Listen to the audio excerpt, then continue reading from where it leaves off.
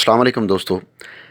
भारतीय हिंदू इंतहापसंद क़यादत ग़ज़वा-ए हिंद के तसव्वुर से किस कदर खौफ़ज़दा है, उसकी हाल ही में एक मिसाल सामने आई है।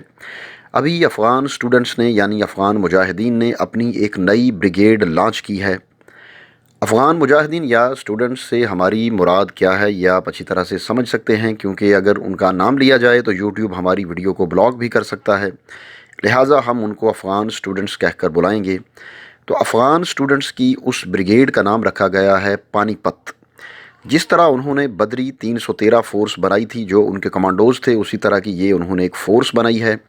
असल में ये ब्रिगेड भारत को पैगाम देने के लिए बनाई गई है कि पानीपत की तीसरी लड़ाई जो अहमद शाह अब्दाली ने 1761 में लड़ी थी और जिस पर हमने तुम्हारे कोई 70,000 से ज़ायद लोग मारे थे और बहुत से कैदी बनाए थे, हम वो भूले नहीं हैं। जो तुमने अफ़गानिस्तान में अमेरिका के साथ मिलकर हमारे साथ किया है, इस वक्त भारत में इसी चीज़ की वजह से आग लगी हुई है। अब आप अंदाज़ा कर लें कि 27 फरवरी 2019 को जो अभी नंदनवाला वाक़या हुआ, उस वक्त से लेकर एक आध दफ़ा भारत के मीडिया पर ग़ज़वा हिंद के हवाले से भी बात हो चुकी है, लेकिन जैसे ही पानीपत ब्रिगेड की खबर सामने आई, पूरे भारत में आग लग गई। भारतीय हिंदू इंतहापसंद लीडर योगी आदित्यनाथ, जिसकी तस्वीर अभी आप अपनी स्क्रीन पर देख रहे हैं, जो कि नरेंद्र मोदी के बाद वज़ारत उज़्मा का अगला मजबूत तरीन उम्मीदवार है और ये बदतरीन इंतहापसंद है। ये इस वक्त उत्तर प्रदेश में इलेक्शन लड़ रहा है और उम्मीद की जा रही है कि ये हार जाएगा, क्योंकि ये बदतरीन इंतहापसंद है और ये हर वक्त रवायती हिंदू लिबास में मलबूस रहता है और उसका प्लान है अखंड भारत बनाने का। उसने कहा है कि हम क़यामत तक ग़ज़वा हिंद नहीं होने देंगे। अभी हम उसकी स्टेटमेंट आपको सुनवाते हैं, फिर आपको अंदाज़ा हो जाएगा कि अफ़गानों की पानीपत ब्रिगेड बनाने का भारत में कितना असर हो रहा है और भारतीय हिंदू इंतहापसंद हुकूमत कितनी टेंशन में है। आप ये ऑडियो सुने, फिर आपको अंदाज़ा होगा कि ये कितनी टेंशन में है। ग़ज़वा-ए हिंद का सपना देखने वाले तालिबानी सोच के मजहबी उन्मादी की गांठ लें कि वो भारत में शरिया नहीं चलेगा, संविधान चलेगा। ये आज ट्वीट करने का मतलब और इसका देखिए, मतलब नहीं है ये।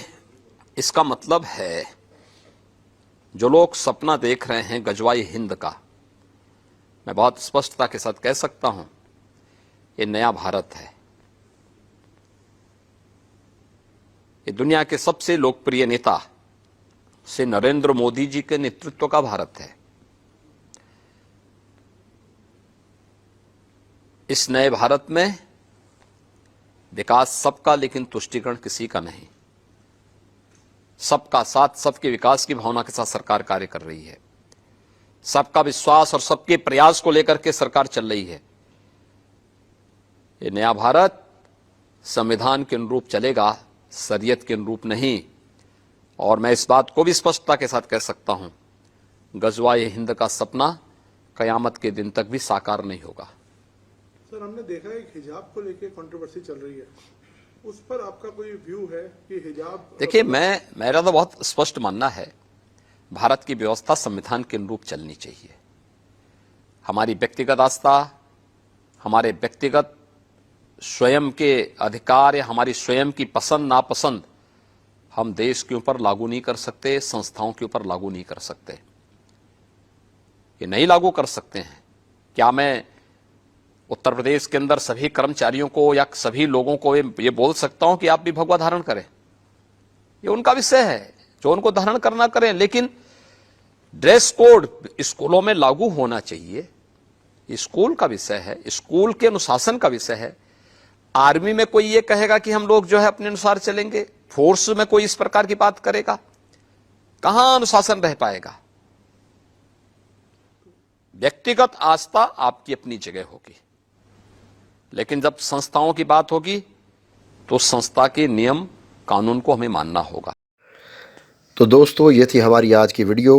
अब आखिर में मेरी आपसे दरख्वास्त है कि हमारे चैनल को सब्सक्राइब करें और बेल यानी घंटी के निशान को ज़रूर दबाएं, ताकि हमारी आने वाली तमाम वीडियोस के नोटिफिकेशंस आपको बाकायदगी के साथ मिलते रहें। अब अगली वीडियो आने तक मुझे इजाज़त दीजिए। अल्लाह हाफिज़।